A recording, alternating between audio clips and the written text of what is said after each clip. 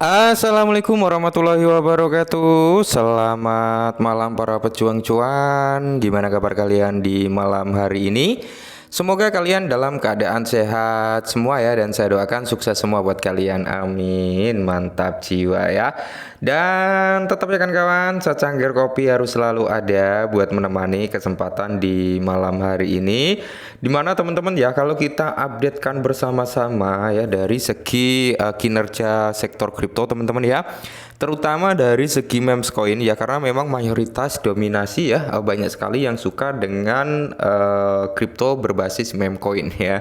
Karena apa? Ya itu tadi teman-teman ya, meme coin itu ya sangat-sangat apa ya, nyenengin, bisa bikin kaya dalam waktu sekejap, bisa bikin jadi gembel dalam waktu sekejap juga ya. Jadi pro dan kontranya itu ada gitu loh ya.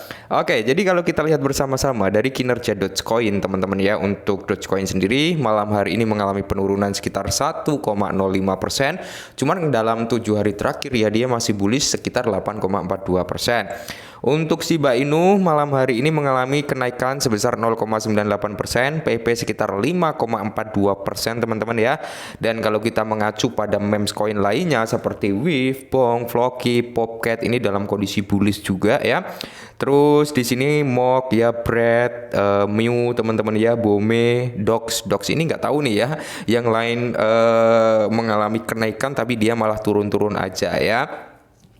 Oke, jadi di sini teman-teman ya, di kesempatan malam hari ini ada sedikit informasi nih buat teman-teman para pemegang PP Coin ya. Kita langsung bahas aja lah, karena PP ini cukup mantap jiwa ya, mengalami kenaikan sebesar 5,40% dan dalam 7 hari terakhir sekitar 36,96%-an gas. Nah, untuk PP sendiri teman-teman saat ini dia masih tertahan di area konsolidasi sebelumnya ya, atau di area support sebelumnya teman-teman ya. Yang dimana kalau dia mampu ngejebol area ini, tidak menutup kemungkinan nih PP akan mengalami grow up teman-teman, sampai di range harga mana? Bisa sampai di range harga sini teman-teman, di area 1676 dengan 40 di belakang koma, bahkan bisa menyentuh di high weekly-nya di area 1727, atau dia akan membuat apa?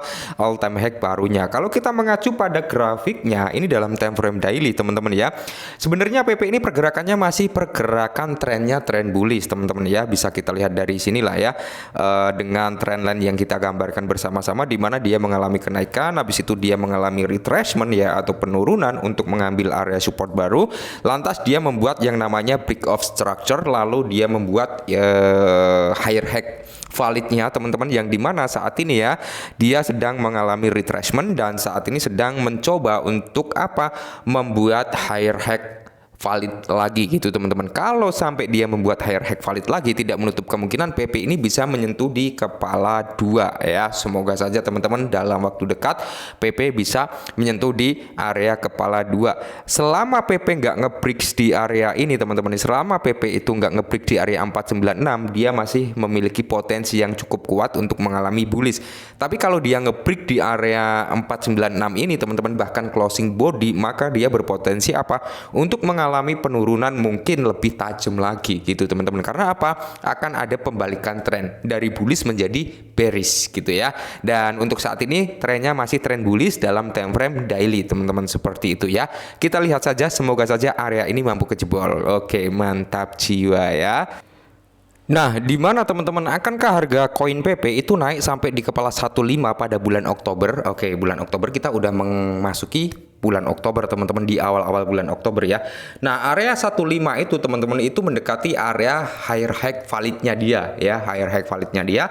Kalau PP bisa mencapai di area 15 teman-teman, tidak menutup kemungkinan nih ya, tidak menutup kemungkinan PP akan mengalami sedikit retracement ya teman-teman, untuk mencari area titik pantul naik lagi ke atas ya, untuk menjebol di area higher high validnya gitu teman-teman ya. Ketika itu terjebol, maka PP ini berpotensi untuk grow up bahkan sampai di kepala 2 plus plus. Mantap ya. Semoga itu benar-benar bisa terjadi di bulan ini atau di bulan besok teman-teman ya.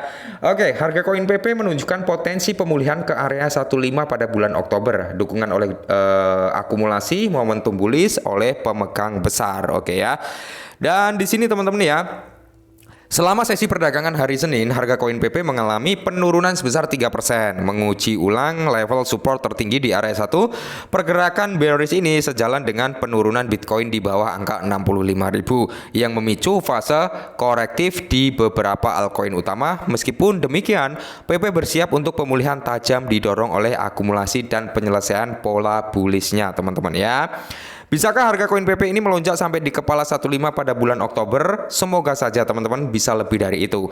Dalam sebulan harga koin PP naik sekitar 633 ya, menjadi di area 119, kenaikan sekitar 89%. Pembalikan bullish ini berhasil merebut kembali EMA harian yang penting di area 2050, bahkan di area 100 ya, dan di area 200, menandakan perubahan positif dalam sentimen pasar. Analis yang lebih mendalam pada grafik harian menunjukkan apa? Pembalikan ini menembus garis tren resisten dari pola baji jatuh. Pola grafik ini mendorong koreksi yang stabil dalam dua garis tren yang bertemu selama 4 bulan sebelum menawarkan penembusan pasca rally yang sejalan dengan apa? Rally akhir September, mendorong aset ke level tertinggi di area 119 sebelum kembali ke area 10.8. Harga koin siap untuk konsolidasi sementara atau pullback ke area 1 dan memulihkan momentum bullishnya. Oke. Jadi memang kalau kita mengacu atau kita pahami dengan pergerakan suatu altcoin, teman-teman ya, bukan hanya PP, ketika ada kenaikan di situ akan ada yang namanya pola penurunan. Pola penurunan tersebut teman-teman biasanya akan dipicu dengan pola konsolidasi ya. Pola konsolidasi tersebut biasanya itu antara buyer and seller itu saling bertempur ya, atau memasuki titik jenuh buy and sell gitu ya, sambil menunggu momentum bullish or bearish. Ketika ada momentum bullish teman-teman, berarti di sini akan ada pergerakan volatilitas dari segi Bitcoin atau dari segi big newsnya gitu teman-teman, yang dimana itu bisa membawa kinerja positif bagi si PP. Tapi kalau ada bad news ya, berarti kita akan melihat penurunan dari suatu harga gitu teman-teman ya. Oke, karena kalau kita mengacu pada sektor kripto itu lebih sensitif gitu teman-teman ya, dengan adanya news ya, entah bad news atau good news itu lebih sensitif. Nah, rally pasca terobosan dapat memperkuat ya aset hingga di area 135 sebelum melampaui angka 15 teman-teman ya. Nah, seperti yang kita lihat teman-teman ya, kalau kita mengacu pada pergerakan si PP teman-teman, dia udah menjebol di area garis trendline-nya yang notabene dia tetap akan mengalami apa? Pantulan harga, dalam tanda kutip adalah dia akan retracement. Retracementnya sampai mana? Kalau kita mengacu dengan technical analysis ini, mungkin bisa sampai di kisaran harga 983 teman-teman untuk mengalami retracement ya. Cuman kalau nanti ada momentum bullish, dia langsung bisa grow up teman-teman dan ngejebol di kisaran harga 11 di area berapa ini ya, terdekatnya di area 1315, bahkan sampai di area 1725. Itu adalah area higher high di weekly-nya gitu teman-teman ya. Dan semoga saja teman-teman ya, PP dalam waktu dekat bisa mengalami kenaikan yang cukup signifikan. Oke, mungkin ini dulu ya sedikit informasi tentang PP. Buat kalian semua tetap semangat lah ya, selalu kurangi sambat dan salam cuan.